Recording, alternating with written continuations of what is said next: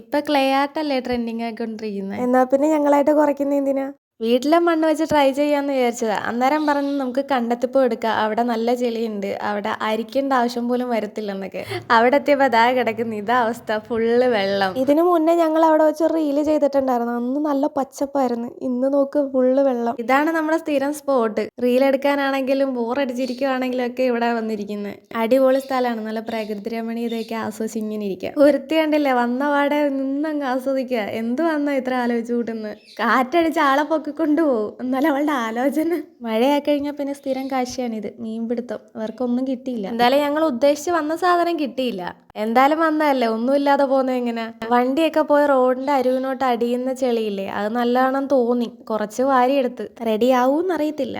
കാറ്റൊരു കണക്കിന് നിർത്തത്തില്ലെന്ന് ശബ്ദം ചെയ്തിറങ്ങിക്കുന്ന പോലെ പ്രകൃതിയുടെ മട്ടും ഭാവവും ഒക്കെ അങ്ങോട്ടും മാറാൻ തുടങ്ങി. അടുത്ത മഴയ്ക്ക് മുന്നേ വീട് പിടിക്കാം. അവിടെ നിന്ന് എടുത്ത ചെളിയൊന്നും ഇതിന് തികയത്തില്ലെന്ന് തോന്നി. പിന്നെ വീട്ടിൽ വന്ന് കുറച്ച് മണ്ണും കൂടെ വാരിയിട്ട് ആദ്യം ഒരു വല വെച്ചിട്ട് അരിച്ച്, അതിനകത്ത് പോച്ചയും കാടും പടലും എല്ലാം ഉണ്ടായിരുന്നു. ഈ റോഡിന്റെ അരുവിനൊന്നും എടുത്ത് ആയതുകൊണ്ടാണോ എന്ന് അറിയത്തില്ല, നല്ല സ്മെല്ലുണ്ടായിരുന്നു. ഒരു 2-3 തവണ വല വെച്ചിട്ട് തന്നെ അരിച്ച്, അത് കഴിഞ്ഞ് തോർത്ത് വെച്ചിട്ട്, എന്നിട്ടും വെള്ളം അങ്ങോട്ട് തെളിയുന്നില്ലായിരുന്നു. പിന്നെ 2 ബക്കറ്റിലായിട്ട് മാറ്റി വെച്ചു, തെളിയട്ടെ.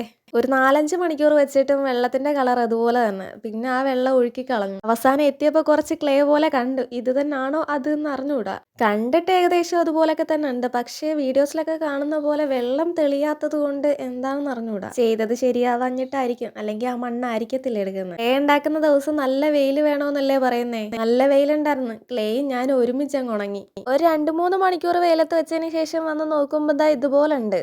ആ തുണിയിൽ നിന്ന് ഇങ്ങനെ ഇളകി വരുന്നുണ്ടായിരുന്നു. അന്നേരം തന്നെ ആ ക്ലേ പരുവായി.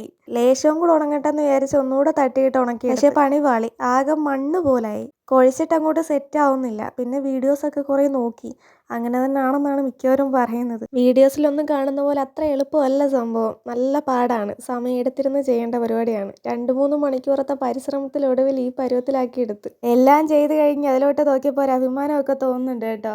അതിനിടയിൽ അമ്മയുടെ കമന്റ് ഇടി, നാളെ മുതൽ ചപ്പാത്തി മോള് പൊഴിച്ചോളാനും. ഇത് കാണുമ്പോൾ ചോക്ലേറ്റ് കട്ട് ചെയ്തെടുക്കുന്ന പോലെയൊക്കെ തിന്നാൻ തോന്നുന്നു.